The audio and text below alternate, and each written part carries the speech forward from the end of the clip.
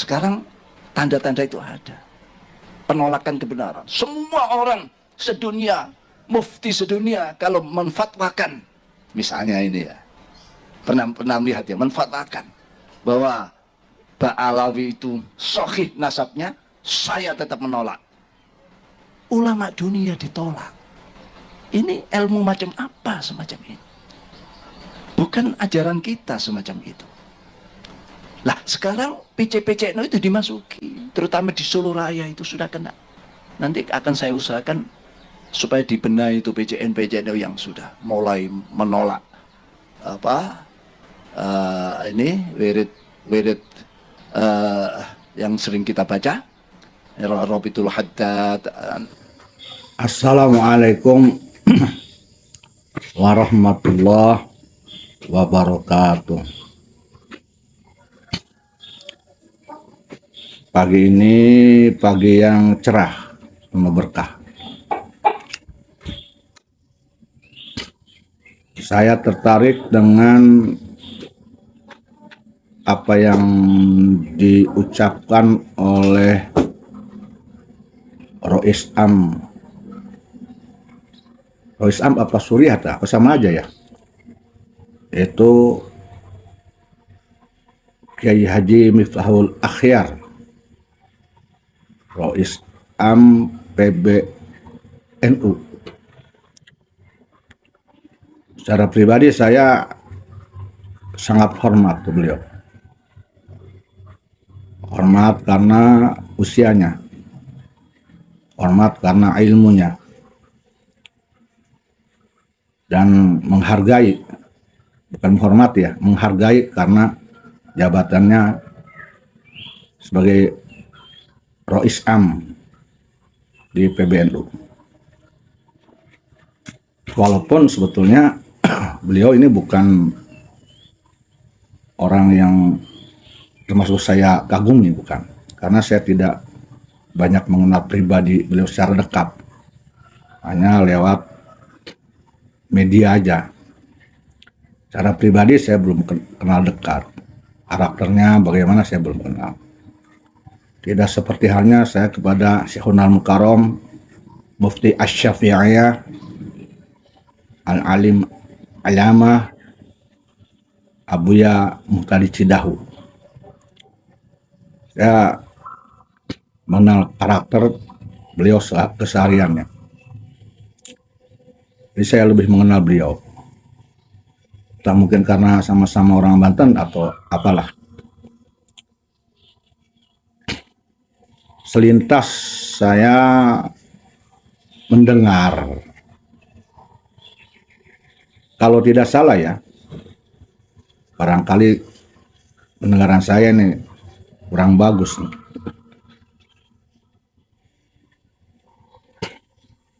Beliau seolah-olah dalam sebuah ceramah atau apa ya, di hadapan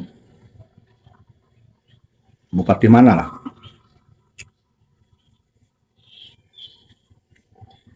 menganggap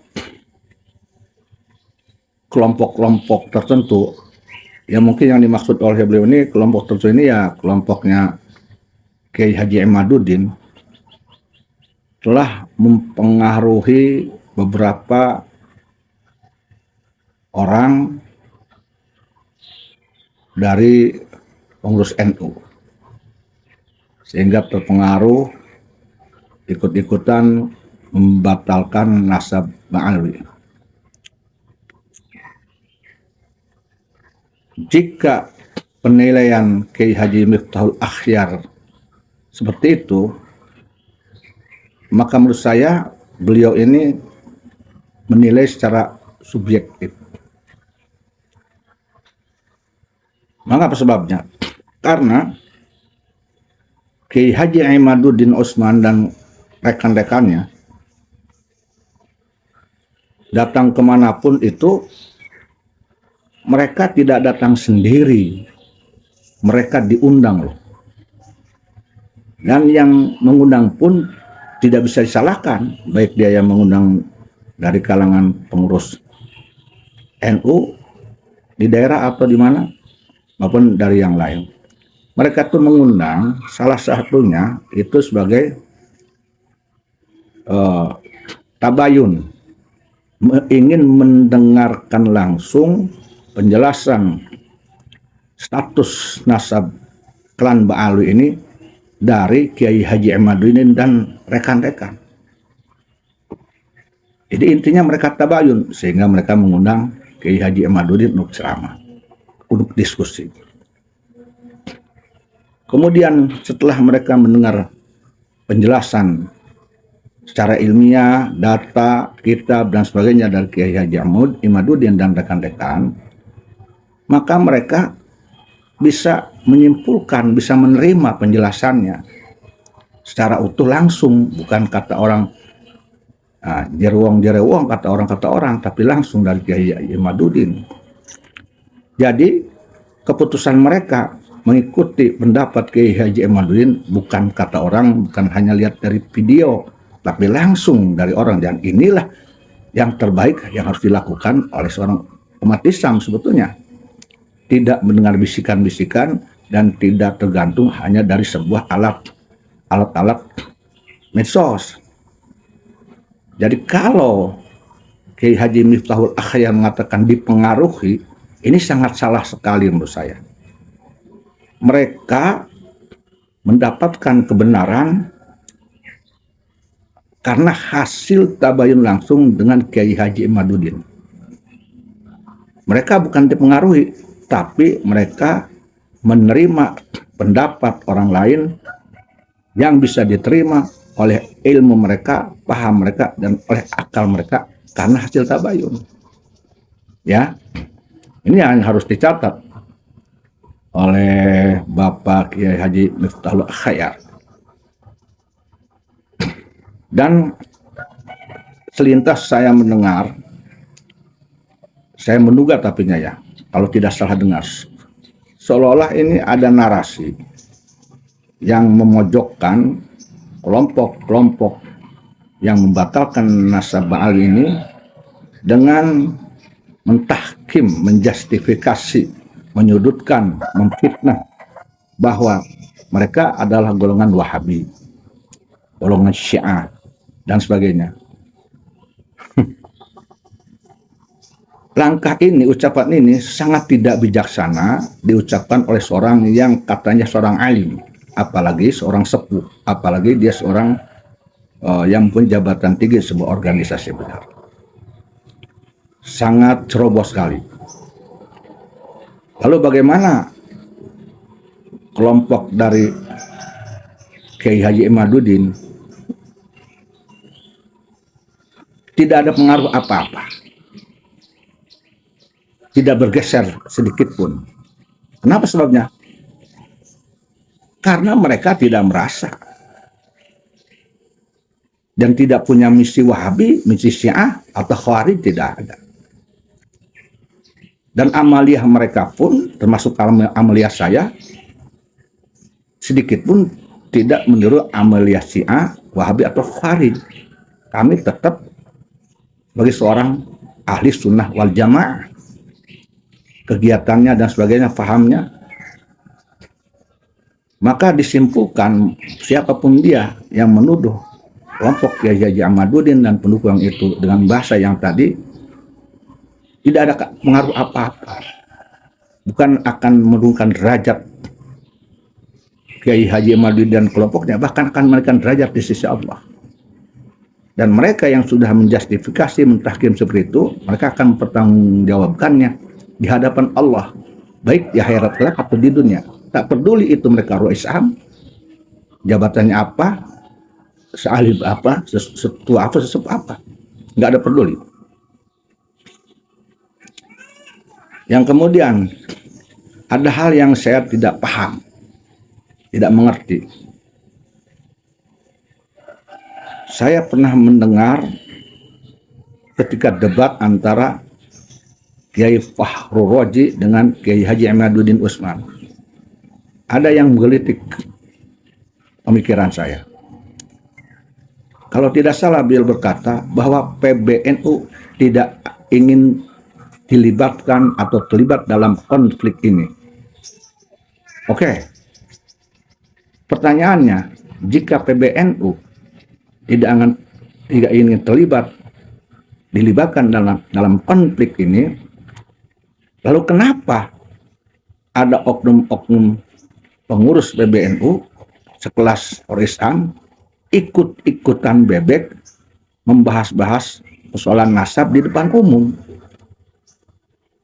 Walaupun itu secara pribadi, tetapi jabatan yang dalam dirinya melekat sebagai Roisam itu tentu akan terbawa. Mestinya kalau memang tidak ingin NU terlibat dalam konflik nasab, semua pengurus itu jangan ikut-ikutan membahas nasab, apalagi ikut-ikut bebek membela nasab Ba'alawi agar bisa diterima oleh masyarakat Indonesia, khususnya umat Islam Indonesia, sebagai dzurriyyatun Nabi Muhammad Sallallahu Alaihi Wasallam. Setelah, ya, dengarkan nih, setelah datangnya bukti yang menafikan, memardutkan nasab mereka, bukti kitab, bukti data primer sekunder, bukti sejarah, bukti pustaka, dan bukti teknologi, karena mereka tidak mau dites DNA. Itu sangat jelas sekali. Persoalan yang sudah jelas ada bukti bayinah yang sangat nyata yang menunjukkan bahwa 100% nasab Ba'alawi itu tidak tersambung ke Rasulullah, alias palsu, pencakokan. Lalu untuk apa tetap dibela? Oke, membela mereka hak siapapun, maka seharusnya siapapun pembela nasab Ba'alawi harus mau konsekuen, sejati, patriot untuk membuktikan bahwa dirinya memang pembela yang benar utuh. Artinya mereka harus mengadakan diskusi dengan Kiai Haji Ahmaduddin secara resmi. Bila mana perlu, kalau mereka merasa tokoh NU, maka di sini PBNU jangan malu-malu. Jangan malu-malu atau apa, jangan. Jangan mengatasnamakan tidak ingin terlibat konflik dan sebagainya, tetapi oknumnya mesti ngoceh, membela Bali. Lebih baik PBNU, menurut saya ini, saran saya, terang-terangan. Karena ini ada persoalan umat. Apalagi kata Kiai Haji Miftahul Hayat, ada beberapa pengurus NU yang terpengaruh. Maka segera mestinya PBNU kalau ingin menyelamatkan mereka agar tidak dipengaruhi oleh Kiai Haji Ahmaduddin, segera PBNU mengadakan bahsul masail secara resmi. Nah, ini PBNU jantan berarti.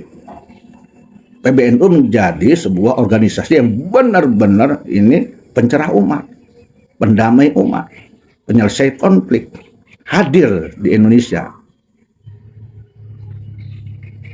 Hanya saja saya ragu apakah ini PBNU berani bahsul masail secara terbuka disaksikan oleh seluruh rakyat Indonesia dengan Kiai Haji Ahmaduddin dan kelompoknya. Sementara Kiai Haji Ahmaduddin dan kelompoknya, saya yakin jika diundang bahsul masail secara terbuka, jangan sembunyi-sembunyi, jangan sembunyi-sembunyi, terang-terangan, saya yakin ini kelompoknya akan hadir.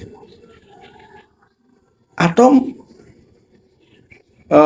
secara organisasian, saya khawatir, saya curiga, saya menduga PBNU tidak punya dalil, kitab, data primer sekunder untuk mengkanter Kiai Haji Ahmaduddin dan kelompoknya, sehingga dengan malu-malu, gengsi-gengsi berkata NU tidak ingin terlibat dalam konflik, padahal mereka tidak punya dalil, kitab dan sebagainya untuk mematahkan Kiai Haji Ahmaduddin. Ya paling-paling dasar dan dalil kitab dari kitab-kitab ulama ulama-ulama yang mulia, yang sepuh-sepuh, tetapi di kitab-kitab zaman antara abad 10 ke sini. Sementara yang dibutuhkan oleh Kiai Haji Imaduddin dan kelompoknya itu kitab-kitab sekitar abad 4, 5, 6, 7, 8. Dan itu memang masuk rasio.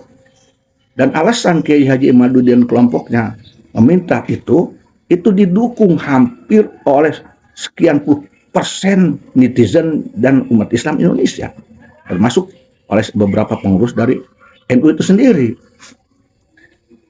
Kali lagi saya katakan, PBNU jangan malu-malu untuk mengadakan bahsul masail jika merasa, jika menduga, jika mentahkim Kiai Haji Imaduddin dan kelompoknya ini kelompok yang membuat gaduh, membuat polemik nasab, dan kelompok yang salah, apalagi tuduh sebagai Wahabi, Syiah.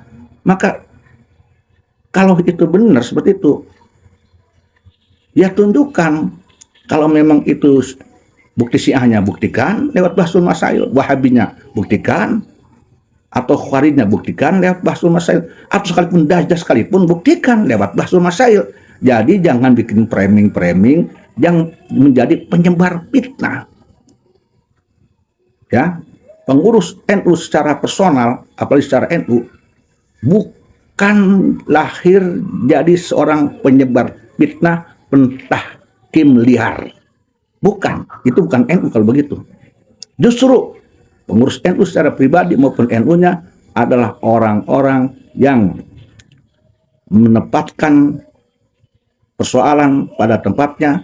Kalaupun memvonis sebuah perkara dengan dalil dan hujah yang tepat sesuai dengan syariat. Jadi kalau ada oknum yang ngaku oknum pengurus PBNU, siapapun dia, tetapi keluar dari aturan itu, maka menurut saya harus dipertanyakan apakah memang orang ini NU sejati atau maaf oknum NU yang sudah mencicipi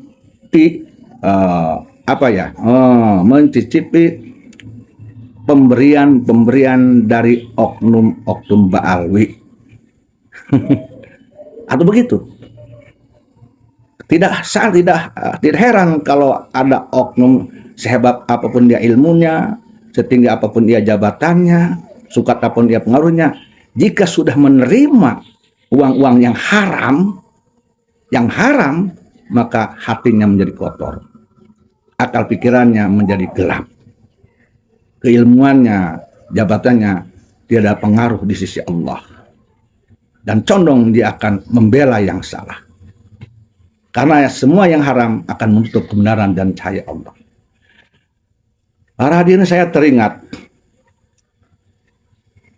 apa yang pernah diucapkan oleh Hujjatul Islam Imam Al-Ghazali dalam kitab Ihya Ulumuddin, ya kalau tidak salah. Beliau mengatakan seorang alim itu akan diuji dengan beberapa ujian. Satu, dia akan merasa ilmunya lebih tinggi daripada orang lain. Yang kedua, dia akan diuji bahwa santrinya paling banyak daripada orang lain. Tiga, dia akan diuji bahwa dirinya paling termasyhur di antara ulama yang lain. Ketika seorang alim ini terjebak itu, merasa seperti itu, maka jelas secara otomatis dia gugur untuk menjadi seorang yang alim. Jadi tidak heran jika dalam persoalan konflik nasab ini, menurut saya nih, ini analisa saya pribadi saya, kalau ada seorang yang akan jadi wali, batal menjadi wali. Kalau ada seorang yang calon akan jadi wali, batal menjadi calon wali. Kalau ada seorang alim yang akan menjadi alim, yang faqihan aliman, yang apa yang dikatakan oleh Sayyidina Ali, yang diterima nanti di sisi Allah dan Rasul, batal menjadi aliman faqihan. Kalau dia akan menjadi seorang alim yang ukhrawiyah, ya, ahlullah, dia akan batal menjadi alimun fulusun. Alimun fulusun sogokun. Alimun fulusun sogokun bisikun. Kan seperti itu. Ini akan banyak. Na'udzubillah summa na'udzubillah min dalik. Jangan heran. Semua diuji oleh Allah Subhanahu wa ta'ala. Karena memang sangat sulit menjadi seorang alim yang istiqomah. Tanda-tanda seorang yang alimun, fulusun, sogokun, ya, ada tandanya kok kita bisa lihat. Yaitu mereka condong membela orang-orang yang salah, condong mentahkim orang dengan sembarangan semau nafsunya. Kita bisa tahu, bisa menilai siapa mereka. Dan harus diketahui bahwa Kiai Haji Ahmaduddin dan kelompoknya termasuk saya menanggapi tahkiman, justifikasi dari oknum-oknum yang merasa dari seolah-olah dirinya Tuhan, seolah dirinya Nabi, mudah menjustifikasi orang lain dengan sebutan Wahabi, Syiah Khawarij, hanya tersenyum saja. Dan tidak ada sedikit pun pengaruhnya bagi kami. Dan kami tetap akan terus berjuang mengatakan bahwa nasab Ba'ali itu tidak tersambung, bukan cucu Nabi. Tetap akan seperti itu sampai kapanpun, insya Allah tidak akan bergeser sedikit pun. Semakin kami dicaci, semakin kami ditahkim, dijustifikasi, maka semakin kami semangat untuk membuka kebenaran ini. Dan insya Allah kami tidak akan kendor untuk mengikis habis oknum-oknum Ba'ali yang mengaku dirinya cucu Nabi. Demi penyelamatan pribumi Nusantara, demi menyelamatkan Nusantara, demi menyelamatkan NKRI, bahkan demi menyelamatkan orang-orang yang berpaham ahli sunnah wal jamaah. Ini perlu diketahui. Kalau menurut saya, sudahlah. Sebaiknya introspeksi diri. Kalau tidak ingin terlibat dalam konflik, NU tidak ingin terlibat konflik, ya oknum-oknum NU jangan ngomong. Yang membahas-bahas nasab, kecuali pembahasan yang benar. Ada dalilnya, ada kitabnya. Kalau ingin ngomong aja gatel, ya makanya saya bilang sekali lagi, PBNU jangan malu-malu. Adakan Bahsul Masail, tunjukkan NU ini adalah organisasi besar, organisasi yang sangat luar biasa. Tunjukkan tarinya bahwa NU bisa menyelesaikan persoalan nasab ini dengan secara baik, secara hukum syariah, dan seadil-adil, dan seobjektifnya, dan seilmiah-ilmiah.